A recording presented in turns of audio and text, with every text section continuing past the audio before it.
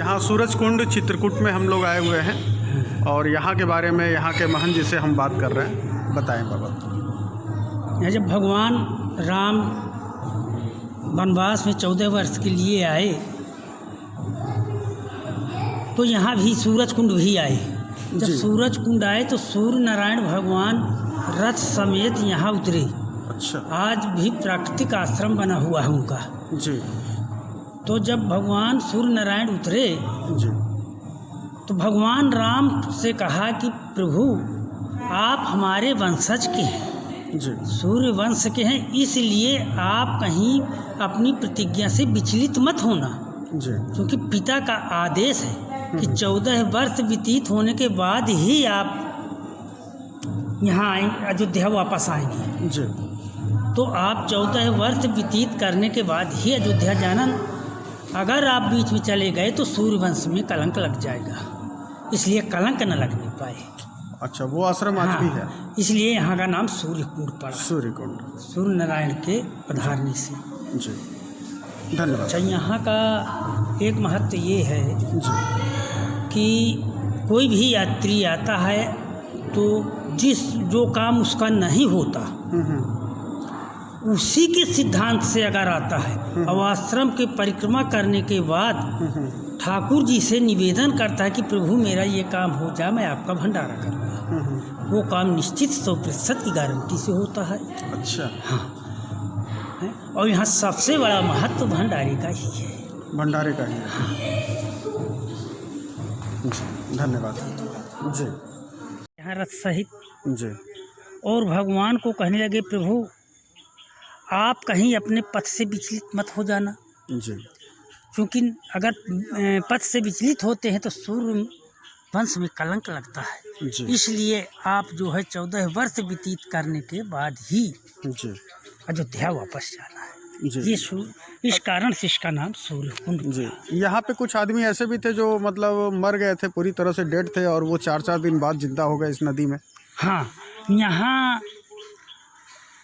कई प्रांतों से देश विदेश से लोग यात्री आते हैं, अपनी अपनी मनोकामना पूर्ण करते हैं। जी। क्या किसका काम नहीं होता है, वो आ करके यहाँ मन्नत मानते हैं। अच्छा। और भगवान से निवेदन करते हैं कि प्रभु मेरा ये काम हो जाए, मैं आपका भंडारा करूँगा जो मेरे हटेगा। जी। तो जब उनका काम पूरा हो जाता है, मन्नत पूरी हो जाती है, तब आकर के भंडारा करते हैं यहाँ। जी। तो अभी जैसा कि हम सुनने में आया कि जैसे एक आदमी मर गया था और फिर यहाँ नदी में उसको। हाँ, ये जो है बांदा डिस्ट्रिक्ट में बबेरू तहसील का ग्राम बिशंडी जी का रहने वाला ठाकुर जाति का था। जी। उसका अंतिम संस्कार यहीं किया। 5 दिन के बाद वो जल से उठ करके अपने आप पत्थर वगैरह सब छोड़ करके जी यहाँ आश्रम आया। आश्रम में उसको आग तपाई गई, भोजन दिया गया, कपड़े दिए गए, किराया भाड़ा दिया गया, तब जा अपने घर पहुँचा। और उसका जो है वहाँ जंका मंका से बरहों संस्कार किया गया। अच्छा। और वो आदमी आज भी जीवित है? हाँ, आज भी जीवित है। बहुत लंबे समय की बात नहीं है यहाँ के लिए। सूर्यकुंड चित्रकूट में ये स्थान है और आप सभी लोगों को यहाँ पे आना चाहिए। धन्यवाद।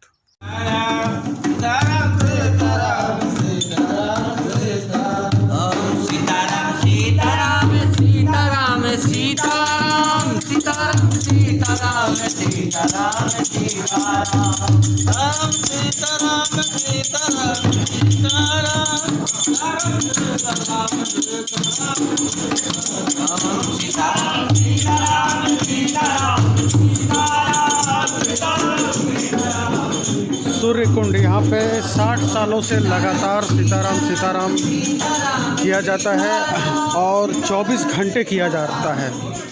ये बहुत ही अद्भुत जगह है और एक बहुत बड़ी शक्तिपीठ है ये ऐसे ही 30 गांव के लोग रोज़ाना यहाँ पे सबका जो है बंधा हुआ है कि आज कल कौन करेगा और कल कौन करेगा, और ये हमेशा सीताराम सीताराम ये लोग करते रहते हैं।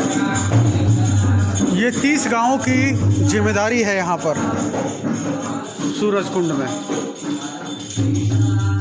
60 सालों से लगातार यहाँ पे हो रहा है। बहुत ही अद्भुत जगह, बहुत ही बड़ी शक्तिपीठ।